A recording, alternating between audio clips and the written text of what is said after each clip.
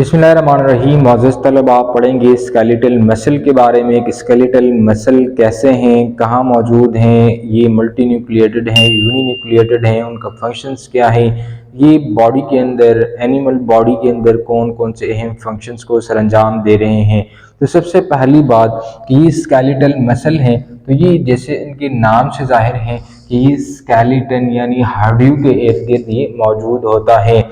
इसके साथ it is specialised type of tissue, ये स्पेशलाइज्ड टाइप ऑफ टिश्यू है, यानी ये स्पेशलाइज्ड हो चुके हैं इनके फंक्शंस के हवाले से कि ये एनिमल बॉडी के अंदर एक ख़ास फंक्शंस को सरअंजाम दे रहे होते हैं और ये स्केलेटन के इर्द गिर्द मौजूद हैं। तो ज़ाहिरी बात है जो स्केलेटन का काम होगा ये उन्हीं के साथ कंसर्न काम को सरअंजाम देगा और डिफरेंट जो मूवमेंट है ये उसको कराने में ये हेल्प करेगा। तो ये स्पेशलाइज्ड टाइप ऑफ टिश्यू हैं रिस्पॉन्सिबल फॉर वॉलेंट्री मूवमेंट्स। एक वॉलेंट्री मूवमेंट्स होती हैं और एक इनवॉलेंट्री मूवमेंट्स होते हैं। जो मूवमेंट जो कि हमारी मर्जी के मुताबिक हो उनको हम कहेंगे वॉलेंट्री मूवमेंट। जैसे ये मेरा हाथ है और मैं चाहता हूँ कि मैं इसको ऊपर ले आऊँ, तो ये मेरी मर्जी से यहाँ पर जो मसल्स हैं उनकी मूवमेंट हो रही है, तो उनको कहते हैं वॉलेंट्री मूवमेंट। और ये वॉलेंट्री मूवमेंट हमारी मर्जी के मुताबिक होते हैं, जबकि जो इनवॉलेंट्री मूवमेंट होते हैं जो मोस्टली स्मूथ मसल्स की मूवमेंट होती हैं तो वो हमारे मर्जी के नहीं होते, यानी हम उनको अगर चाहें भी तो उसको हम अपनी मर्जी से हरकत नहीं करा सकते। तो इनको कहते हैं इनवॉलेंट्री मूवमेंट, इनवॉलेंट्री लोकोमोशन। तो ये जो हमारे यहाँ जो मूवमेंट होगी ये हमारी मर्जी के मुताबिक होगी और इनको जो इंस्ट्रक्शंस आएगी तो वो न्यूरॉन्स की तरफ से आएंगे और इसी न्यूरॉन्स के इंस्ट्रक्शंस के मुताबिक ये हरकत को शो करेंगे। इसके अगर हम शेप की बात करें तो it is cylindrical shape cells, यानी उनकी जो शेप होती हैं वो सिलेंडर लाइक होती हैं, यानी ये इस तरह लंबे लंबे सेल्स होते हैं, सिलेंडर लाइक सेल्स होते हैं। जैसे आप इस डायग्राम में भी देख सकते हैं कि इसी तरह सिलेंड्रिकल लंबे लंबे धागे नुमा सेल्स होते हैं।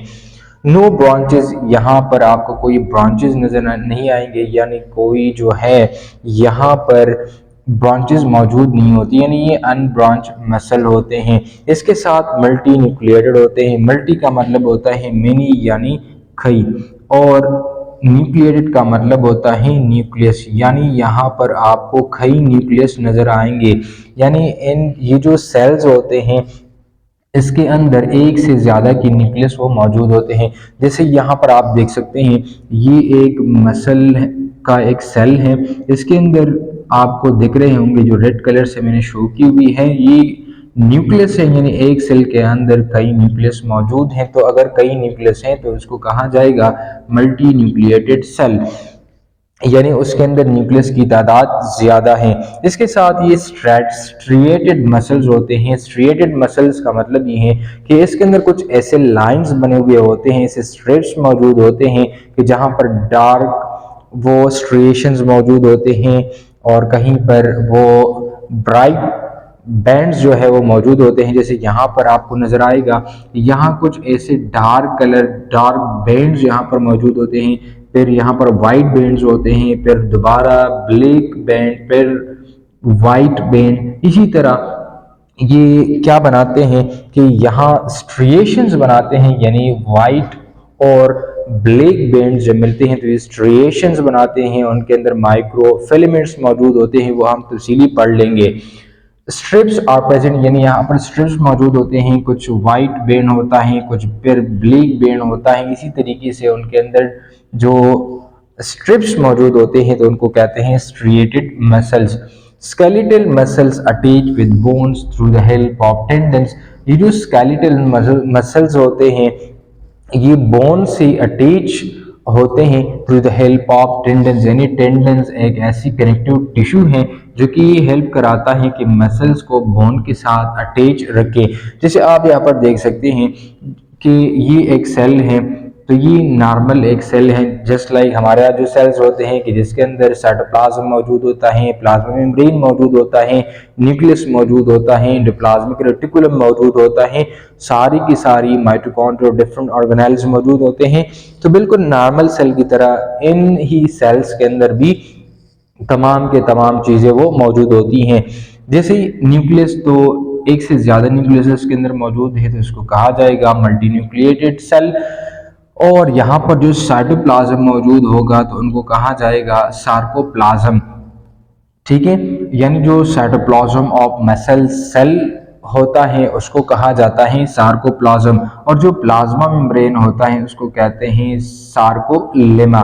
इसके साथ जो एंडोप्लाज्मिक रेटिकुलम मौजूद होते हैं उनको कहते हैं सार्कोप्लाज्मिक रेटिकुलम। यानी इसके अंदर जो रेटिकुलम मौजूद होता है एंडोप्लाज्मिक रेटिकुलम तो उसको कहा जाएगा सार्कोप्लाज्मिक रेटिकुलम। तो इसी तरीके से ये सेल्स जो है ये पैरेलल अरेंजमेंट में मौजूद होते हैं, इसके अंदर मल्टी न्यूक्लियस मौजूद होते हैं, साथ साथ में जो साइटोप्लाज्म होता है तो इसको सार्कोप्लाज्म कहते हैं, जो प्लाज्मा मेम्ब्रेन मौजूद होता है तो इसको कहते हैं सार्कोलेमा।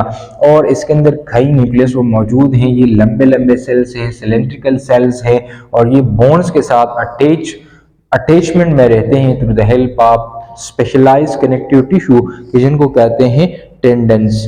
स्केलेटल मसल्स के स्ट्रक्चर्स कैसे होंगे, उनकी शेप किस तरह होगी। तो स्केलेटल मसल एक खास तरह के सेल से मिलकर बने होते हैं कि जिन्हें मसल सेल कहा जाता है या जिन्हें मसल फाइबर्स कहते हैं, और यही मसल फाइबर एक खास अरेंजमेंट के तहत ये कंबाइन हो जाते हैं, ये हम आहंगी बना लेते हैं, एक खास कम्बिनेशन बना लेते हैं, और इसी की कम्बिनेशन से मसल्स के जो टिश्यूज होते हैं, जो स्केलेटल मसल्स होते हैं वो कंबाइन हो के उसकी फॉर्मेशन में ये इन्वॉल्व होते हैं। इसी तरीके से जो नॉर्मली सेल्स होते हैं तो वो कंबाइन हो जाते हैं तो वो टिश्यू बना लेते हैं, और फिर टिश्यू वो आर्गन, और इसी तरीके से आर्गन सिस्टम एक होल ऑर्गेनिज्म की फॉर्मेशन होती है। तो बिल्कुल यूं ही जो मसल फाइबर्स होते हैं या जो मसल सेल्स होते हैं ये एक ख़ास तरह के अरेंजमेंट बना लेते हैं, ये हम आहंगी बना लेते हैं, और इसी के नतीजे में मसल्स के टिश्यू बन पाते हैं। तो बात करते हैं जो मसल्स के टिश्यूज होते हैं तो ये अकेले मौजूद नहीं होते, बल्कि एक बंडल की सूरत में बहुत सारे मसल्स इकट्ठे मौजूद होते हैं बॉडी के अंदर कि जिन्हें कहा जाता है मसल बंडल। अगर इस मसल बंडल को हम देखें तो इसके अंदर मसल फाइबर्स मौजूद होते हैं, और फिर इस मसल फाइबर्स को जब हम इलेक्ट्रॉन माइक्रोस्कोप से स्टडी करते हैं तो इसके अंदर एक खास कंट्रक्टाइल यूनिट्स मौजूद होते हैं कि जिन्हें कहा जाता है मायोफाइब्रेल्स। और वही मायोफाइब्रेल्स को जब हम मजीद इलेक्ट्रॉन माइक्रोस्कोप से स्टडी करते हैं तो इसके अंदर छोटे छोटे यूनिट्स मौजूद होते हैं कि जिसको कहते हैं, यानी कुछ खास तरह के प्रोटीन्स मौजूद होते हैं जिन्हें कहते हैं माइक्रोफिलामेंट्स। अब ये जो माइक्रोफिलामेंट्स है ये दो तरह के होते हैं, एक को एक्टिन प्रोटीन्स कहा जाता है और दूसरे को मायोसिन प्रोटीन्स कहते हैं। यानी एक डब्बा है कि जिन्हें मसल बंडल कहते हैं, इस डब्बे के अंदर मजीद एक डब्बा मौजूद है जिसे मसल फाइबर्स कहते हैं, और इस डब्बे के अंदर फिर मजीद एक डब्बा मौजूद है जिन्हें मायोफाइब्रेल्स कहते हैं, और वही मायोफाइब्रेल्स के अंदर दो मजीद छोटे छोटे डब्बे मौजूद हैं, एक को एक्टिन कहते हैं और दूसरे को मायोसिन कहते हैं। तो इसी तरीके से कि जितने भी ये जो मसल्स के बंडल्स होते हैं तो वो इसके अंदर मजीद फिर मसल के फाइबर्स मौजूद होते हैं, मसल के फाइबर्स के अंदर कनेक्टाइल यूनिट्स मौजूद होते हैं कि जिन्हें मायोफाइब्रिल्स कहते हैं। मायोफाइब्रिल्स के अंदर कुछ खास तरह के प्रोटीन्स मौजूद होते हैं कि जिन्हें माइक्रोफिलामेंट्स कहते हैं, और वही माइक्रोफिलामेंट्स दो तरह के प्रोटीन से मिलकर बने होते हैं कि जिन्हें एक्टिन कहा जाता है और दूसरे को मायोसिन कहा जाता है। मिसाल के तौर पर ये हमारे यहाँ एक मसल टिश्यू है। मसल टिश्यू कहाँ कहाँ मौजूद हैं, ये बॉडी के अंदर एनिमल बॉडी के होल सरफेस के जो जितने भी ढांचे होते हैं, जितने भी हड्डियां होते हैं तो ये उनके साथ अटैच होते हैं। तो मिसाल के तौर पर ये एक मसल टिश्यू है, उनको हमने यू काट दिया, उसको जूम करके उसका जब हमने मुतालिया किया तो ये मसल के बंडल्स यानी बंडल की सूरत में हमने देखा कि बहुत सारे जो मसल के सेल्स हैं ये इकट्ठे वाले मौजूद हैं कि जिन्हें कहा जाता है मसल बंडल। अब इस एक मसल बंडल को हमने बाहर निकाला, one muscle bundle consist of more cell, यानी उसके अंदर बहुत सारे सेल्स देखने को मिले कि जिन्हें कहा जाता है मसल सेल या मसल फाइबर्स। और वही मसल फाइबर्स इसी तरह सिलिंड्रिकल शेप में होते हैं, इसी तरह लंबे लंबे धागों की सूरत में हमें नजर आते हैं। यानी मसल के बंडल को जब हमने निकाला, उसको हमने माइक्रोस्कोप में स्टडी किया, तो इसके अंदर धागा नुमा स्ट्रक्चर्स नजर आए कि जिन्हें कहा जाता है मसल सेल या मसल फाइबर। यानी जो टिश्यू है ये एक्चुअली मसल सेल से और या मसल फाइबर से ही मिलकर बने होते हैं। अब इस एक मसल फाइबर को यानी एक सिर्फ ये वाले स्ट्रक्चर को हमने अलाहिदा करके जूम करके उसकी मुतालिया की, तो यूं हमें ये एक मसल फाइबर्स की स्ट्रक्चर मिली। अब ये जो मसल फाइबर के सेल्स हैं तो ये नॉर्मली एक सेल की तरह होते हैं कि जिन्हें प्लाज्मा मेम्ब्रेन मौजूद होता है, साइटोप्लाज्म मौजूद होता है, साथ में न्यूक्लियस मौजूद होता है, इसी तरह एंडोप्लाज्मिक रेटिकुलम इसके अंदर मौजूद होता है, माइटोकॉन्ड्रिया मौजूद होता है। यानी एक नॉर्मल जो सेल्स होते हैं उसी की तरह ये भी एक सेल है। तो उसका जो प्लाज्मा मेम्ब्रेन है इसको कहते हैं सार्कोलेमा। इसी तरह जो साइटोप्लाज्म इसके अंदर मौजूद है तो उन्हें कहा जाता है सार्कोप्लाज्म। इसी तरह जो एंडोप्लाज्मिक रेटिकुलम इसके अंदर मौजूद है तो इन्हें कहा जाता है सार्कोप्लाज्मिक रेटिकुलम। और इसके अंदर एक छोटे छोटे ही तरह फिलामेंट्स कुछ मौजूद हैं, कुछ ऐसे दागे नुमा स्ट्रक्चर्स मौजूद हैं कि जिन्हें कहा जाता है मायोफाइब्रिल्स। और यही मायोफाइब्रिल्स ये इलास्टिसिटी रखती हैं, ये कंट्रैक्टाइल यूनिट्स होते हैं कि जिनकी मदद से ये मसल फाइबर रिलैक्सेशन को शो करते हैं। और इन्हीं की वजह से जो जितनी भी हरकतें होती हैं ये रिस्पॉन्सिबल होता है इन तमाम हरकतों को करवाने के लिए। अब ये जो एक मायोफाइब्रिल्स है, अब ये भी एक मायोफाइब्रिल है, ये भी एक मायोफाइब्रिल है, ये भी मायोफाइब्रिल है, ये भी, यानी ये बहुत सारे एक मसल फाइबर या एक मसल सेल के अंदर बहुत सारे मायोफाइब्रिल्स यानी कंट्रैक्टाइल यूनिट मौजूद होते हैं। अब एक को हम जूम करके इलेक्ट्रॉन माइक्रोस्कोप से जब देखते हैं तो हमें ये वाला स्ट्रक्चर मिल जाता है कि जिनके अंदर इसी तरह छोटे छोटे पर मजीद कंपार्टमेंट्स हमें नजर आते हैं, मजीद कुछ स्ट्रक्चर्स हमें नजर आते हैं कि जिन्हें कहा जाता है मायोफिलामेंट्स। और यही मायोफिलामेंट्स जो हैं ये दो तरह के प्रोटीन से मिलकर बने हैं कि जिन्हें कहा जाता है एक्टिन और मायोसिन। हमने क्या पढ़ा कि हमारे साथ जो मसल्स होते हैं, मसल्स के जो टिश्यूज होते हैं ये बंडल की सूरत में मौजूद होते हैं, और वही बंडल्स किससे मिलकर बने होते हैं, वो इसी तरह एक खास तरह के सेल से मिलकर बने होते हैं जिन्हें मसल सेल्स कहते हैं या इसको मसल फाइबर्स भी कहते हैं। और इसके जो प्लाज्मा मेम्ब्रेन है इसको सार्कोलेमा कहते हैं, जो साइटोप्लाज्म है इन्हें सार्कोप्लाज्म कहते हैं, और जो एंडोप्लाज्मिक रेटिकुलम है इसको सार्कोप्लाज्मिक रेटिकुलम कहते हैं। इसी तरह उनके अंदर कुछ खास तरह के यूनिट्स मौजूद होते हैं कि जिन्हें मायोफाइब्रिल्स कहते हैं, जो कि कंट्रैक्टाइल इन नेचर होते हैं।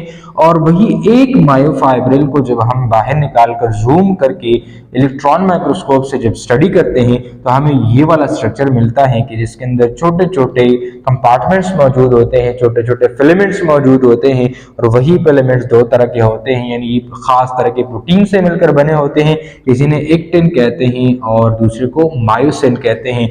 इसी एक्टिन और मायोसिन को आगे हम डिटेल के साथ स्टडी करते हैं। मायोफिलामेंट्स को जब हम देखते हैं तो इसके अंदर दो तरह के प्रोटीन्स मौजूद होते हैं, एक को एक्टिन प्रोटीन कहते हैं और दूसरे को मायोसिन प्रोटीन्स कहते हैं। ये जो एक्टिन प्रोटीन्स है ये थिन होते हैं यानी पतले होते हैं, छोटे छोटे होते हैं कि जिनकी मोटाई ज्यादा नहीं होती। इसी के साथ जब हम मायोसिन्स को देखते हैं तो ये थिक होते हैं और ये मोटे प्रोटीन्स होते हैं। ये जो एक्टिन है और जो मायोसिन है ये थ्रेड लाइक प्रोटीन्स होते हैं, यानी ये धागे नुमा प्रोटीन्स होते हैं जो कि स्ट्रिप्स बनाते हैं, कुछ लाइंस से बना लेते हैं जो स्केलेटल मसल्स होते हैं। उसके अंदर इसको स्ट्रिएटेड मसल्स कहते हैं। ये स्ट्रिएशंस का प्रोसेस कौन कराते हैं, ये एक्टिन और मायोसिन यानी मायोफिलामेंट्स ही कराते हैं। अब ये जो मायोफाइब्रिल्स होते हैं ये दो तरह की अल्टरनेटिव बेंड्स पर मुश्तमिल होता है, यानी जो एक्टिन प्रोटीन्स हैं, जो मायोसिन प्रोटीन्स हैं, ये दो तरह के लाइंस बना लेते हैं, ये दो तरह के स्ट्रिप्स बना लेते हैं। वो स्ट्रिप्स दो हैं, एक को लाइट बेंड कहा जाता है और दूसरे को डार्क बेंड का कहते हैं। लाइट बेंड कौन सा होगा कि जिनसे लाइट गुजरेगी, यानी जाहिरी बात है कोई एक चीज जो कि पतला हो तो उनसे लाइट बआसानी पास हो सकता है, क्योंकि उसके अंदर बहुत ज्यादा मॉलिक्यूल्स, बहुत ज्यादा एटम्स नहीं होते, तो इसलिए उनसे लाइट बआसानी पास हो सकती है। अब दूसरी तरफ जो चीज मोटी हो तो उनसे लाइट बआसानी नहीं गुजर पाती और इसलिए हम कहते हैं कि उनसे लाइट पास नहीं हो रहा। तो ये जो लाइट बैंड्स होते हैं इसको आई बैंड भी कहते हैं। इसी के अंदर एक लाइन मौजूद होता है जिन्हें जेड लाइन कहते हैं, और ये जो आई बैंड है, ये जो लाइट बैंड है स्केलेटल मसल के अंदर, ये कौन बना रहा है, ये एक खास तरह के प्रोटीन मायोफिलामेंट्स के एक खास तरह के प्रोटीन बना लेते हैं कि जिन्हें कहा जाता है एक्टिन प्रोटीन। इसको कहते हैं आइसोट्रोपिक, यानी आइसोट्रोपिक बेंड का मतलब ये है कि इससे लाइट जो है ये पास हो सकता है। अब दूसरी तरफ जब हम देखें तो एक और बेंड, एक और लाइन, एक डार्क लाइन इसके अंदर मौजूद होता है कि जिन्हें डार्क बेंड कहते हैं। इसको ए बेंड भी कहा जाता है। इसके अंदर एक जोन मौजूद होता है कि जिन्हें जेड एच जोन कहते हैं। एक लाइन भी इसके अंदर मौजूद होता है कि जिन्हें एम लाइन कहते हैं। ये भी हम डायग्रामेटिकली तफसील से स्टडी कर लेंगे। ये जो डार्क बैंड है ये कौन बना रहा है, एक खास तरह के मायोफिलामेंट्स के प्रोटीन इसको बना रहा है कि जिन्हें मायोसिन प्रोटीन कहते हैं। इसको इन आइसोट्रोपिक बैंड कहते हैं, यानी ये डोंट अलाउ लाइट टू पास, ये लाइट को इजाजत नहीं देता कि उनसे पास हो सके, क्योंकि ये मोटे होते हैं। ये जो मायोसिन प्रोटीन्स हैं ये मोटे मोटे प्रोटीन हैं, इसलिए ये इनसे लाइट नहीं गुजरता।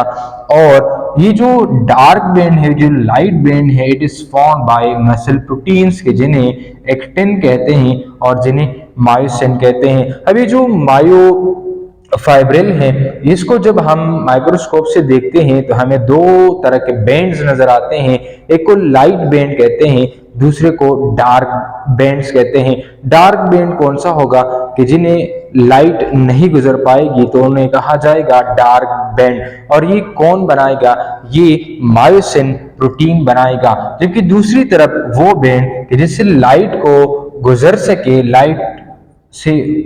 लाइट उससे पास हो सके, तो उन्हें कहा जाएगा लाइट बेंड, और इसको आई बेंड भी कहते हैं। यानी आई का मतलब है आइसोट्रोपिक बेंड, यानी ये लाइट को पास करेगा और इसके अंदर एक लाइन मौजूद होगी कि जिन्हें जेड लाइन कहा जाता है। अब यहाँ पर दो तरह के जो एक लाइन मौजूद होगा और एक जोन मौजूद होगा, इसको कहा जाएगा एच जोन, और एक लाइन मौजूद होगा कि जिन्हें कहा जाएगा एम लाइन। मायोफिलामेंट्स के अंदर दो तरह के प्रोटीन्स मौजूद होते हैं जो कि लाइट बैंड बना लेते हैं और जो कि डार्क बैंड बना लेते हैं।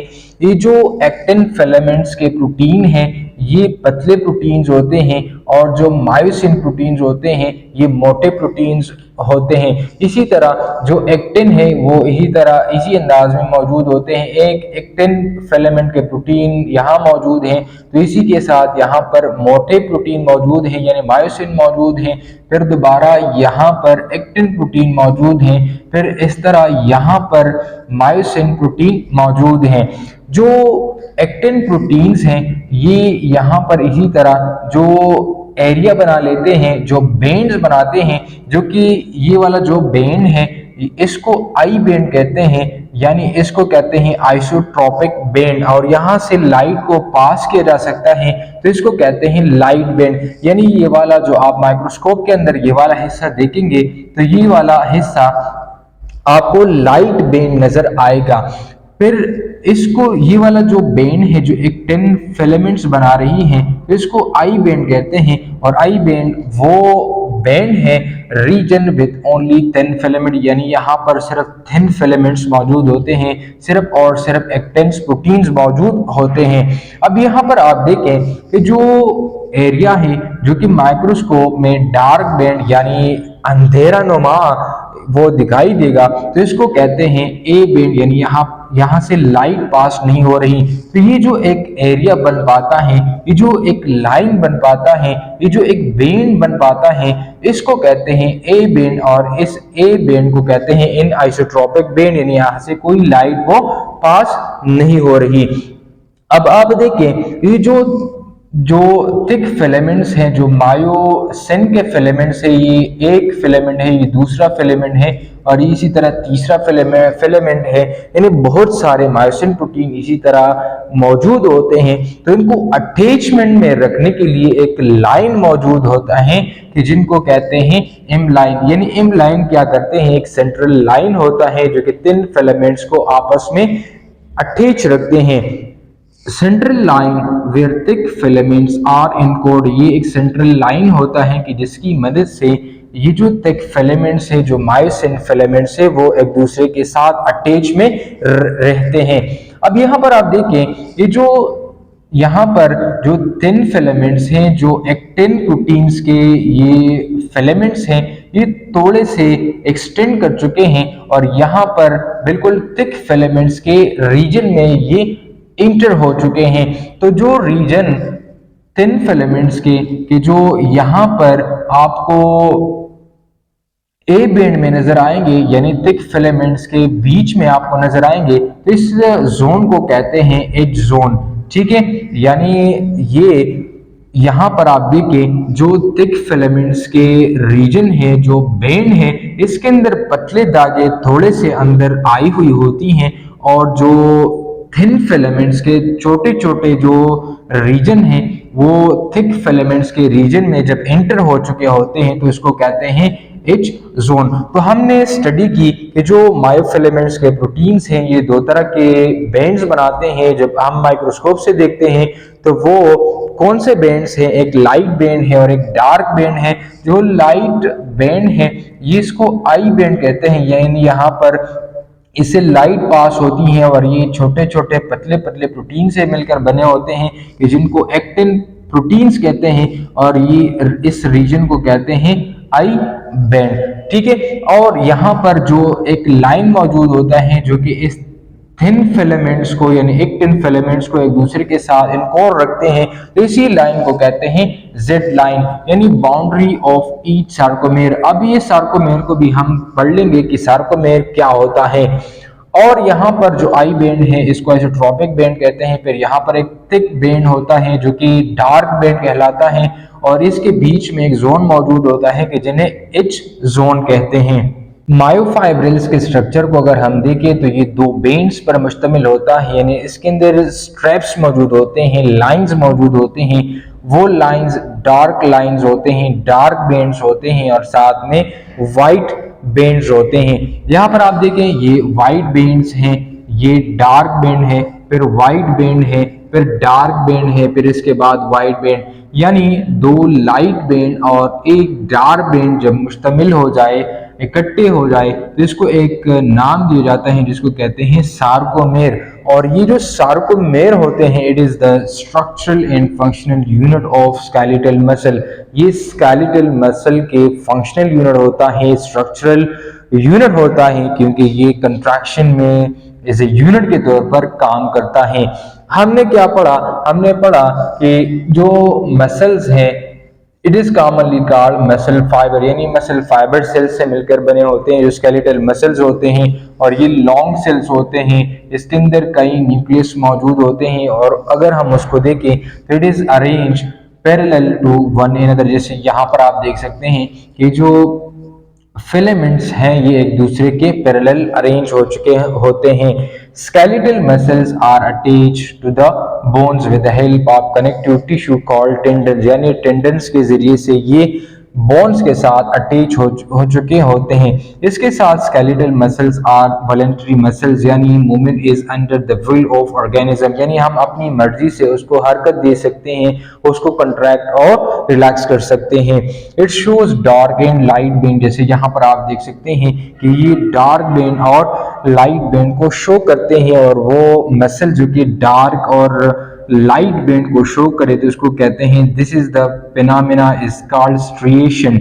इट्स गेट फैटिक यानी ये थकावट महसूस करते हैं। इसके साथ इट इज़ हाईली वेस्कुलराइज यानी ब्लड सप्लाई जो है वो हो रहा होता है इन मसल्स को, और ये जो ऑक्सीजन चाहिए होती हैं, साथ में जो न्यूट्रिएंट डिलीवरी यहाँ पर हो रही होती है, तो वो भी एन ब्लड जो ब्लड सप्लाई हैं यानी जो वेसल्स हैं, ब्लड वेसल्स, उनके ज़रिए से उनको इन तमाम चीज़ों की, ऑक्सीजन की और साथ में खुराक की डिलीवरी को आसानी के साथ उनको प्रोवाइड किया जाता है। ये था आज का हमारा क्लास। कोई सवाल, कोई कन्फ्यूजन हो तो आप कमेंट बॉक्स में ज़रूर पूछ सकते हैं।